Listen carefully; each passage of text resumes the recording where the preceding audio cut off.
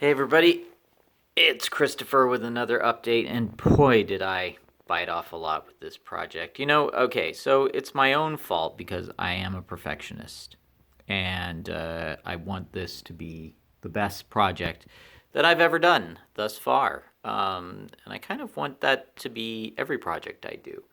But this one has presented a lot of challenges, and as you can see, there's a lot going on here. This is not what's in front of here, but yeah, I'm going showing you this stuff through my cell phone, but mostly what you're going to see tonight is monitors, and I'll show you a little bit what's going on here. These two LED lights have been turned to warm tones to help me contrast the green screen, which is lit with day balance bulbs from above and below. And that's been the biggest problem is just getting these thin branches up against green screen and not having them disappear in a blazing amount of green bounce light that spills onto the branches themselves, and then when I go to key them, they disappear or they flicker. It's a big challenge. So what am I going to do about it? Well, I'm going to do everything about it. I'm going to shoot all these different ways. So I'm shooting some stop motion with my 7D camera. I'm shooting some footage with my Blackmagic camera, and I'm just loving this footage. So let's see if we can get in here and show you a few things. So this is what the footage is looking like through the monitor. Can you see that okay? Let's see, my hand was in front of my own view. So as you can see, this is what stuff looks like. Now, the cool thing is that I can play with speeds and match this up with the stop motion work that I do. So this isn't stop motion, but I think it looks like stop motion. It's just the way it's sliding. It's a little uneven. I smooth it out with the warp stabilizer in After Effects. I have Red Giant's Primac Keyer, which is a very good green screen software. And I went in and let's see, what's going on here.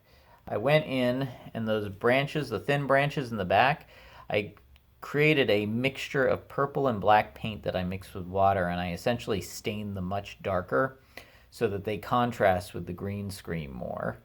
The simpler solution would have been just to break off the smaller branches, but they look cool. They look good. I don't want to break them off. So anyway, so as you can see, we're getting some cool shots. The thicker stuff, even when it's out of focus, works a lot better with the green screen. So lesson learned here, unless I've got a much more space for a much larger green screen and more lights for even lighting. And the Blackmagic camera does have functions that can help you light more evenly. Then you're you're gonna have to come up with all these different ways of doing things. But what you're seeing here is I'm doing all these kind of sliding shots because I want to create stacks. I want to key out the green screen and then stack layers of these, so it looks like the camera's moving through a whole forest. So what I'll also do, like I said, I'm going to do some stop motion, and I'm also going to do some stills, which I will key out, and I'll just animate the stills. So it's going to be a combination of all techniques, and there's a lot more to shoot. I have to shoot leaves for falling leaves. I have to shoot the pendant. I have to get in, there's a wanted poster. But the thing I'm most excited about, and I'll talk a little bit about it here, is there is a scene where it's a campfire at night that you're supposed to see. And I'm really looking forward to that one because it is, well, what I'm going to do, I'm gonna do a stop motion piece, and I did this once already for the Quantum Terror. It is going to be stop motion, but each frame is going to be long exposure photography. And I'm going to use red, yellow, and orange Christmas lights in that long exposure photography to create a whirling surrealist fire in camera rather than getting a fire asset and doing it in place. Let's skip ahead here. Let's see what else we got going on, because there's it's all these tree branches. Aha! I love this. This is a piece of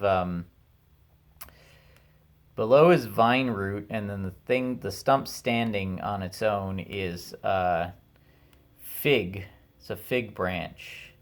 I like fig because figs grow to be very old. I think in the Middle East there are some fig trees that are like 2,000-3,000 years old. Crazy amount of time.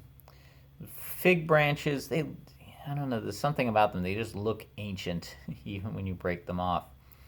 So anyway, the main, like I said, the main piece is a fig, and then below it, that kind of twisting piece sticking out is a vine.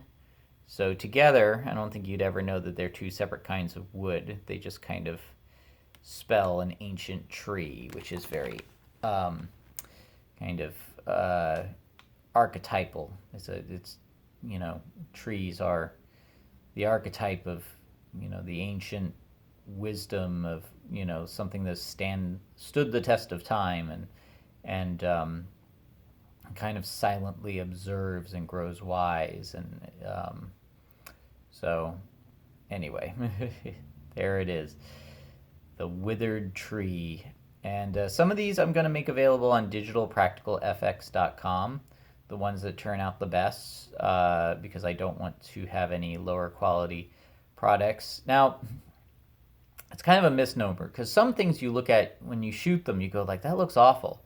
Why are you shooting it like that? Why are you selling me this piece? I'm not going to put those pieces on the website because I don't want people coming back at me and saying that. But honestly, sometimes even the bad looking footage can be used in a way that looks fantastic. So anyway, I think these are going to look fantastic. We're going to do a lot of track camera with this stuff, and since it's usually you would put track marks on the green screen behind it, but that's for when you have actors in front of the green screen that are moving themselves. These are all still objects, and I can actually track the motion of the objects themselves, so I don't need the track marks on the green screen. And then, so I'll track it, and then I'll track, forests behind it, or, thunderclouds, lightning, that sort of thing. Anyway, so you can see I've got a lot of shots. It's taken up a lot of space in the computer. So only the very best stuff will be on the website. Brimstone's Saint. I don't know, like I said, I want these to be the best possible credits ever. So I'm just going to keep shooting this stuff, and like I said, leaves, wanted posters, campfires, guns, stop motion, motion graphics, green screen, no green screen. I'm putting it all in to generate the best possible product. It's taking a lot longer than I wanted it to, but hey, here's my philosophy on this. Every job you do, make it the best you can be. The best you can make it. No matter what's being spent on it. This is a low budget thing. I'm not making a lot of money on this. Matter of fact, probably after all the time spent, I might even be, I won't say I'm losing money, because I was paid, and that money did go towards paying, for the monthly expenses. But it wasn't a lot. And Chris Young is someone that I became friends with while working with Bill. I understand he doesn't have a lot to spend, so I appreciate what he gave me. But a lot of people would take that money and go, well, this isn't much money, so I'm not going to do much work. I think that's a horrible idea. Every job you agree to do, make it the best possible job you can make it, because that could be the one that gets you the next job or the big job. And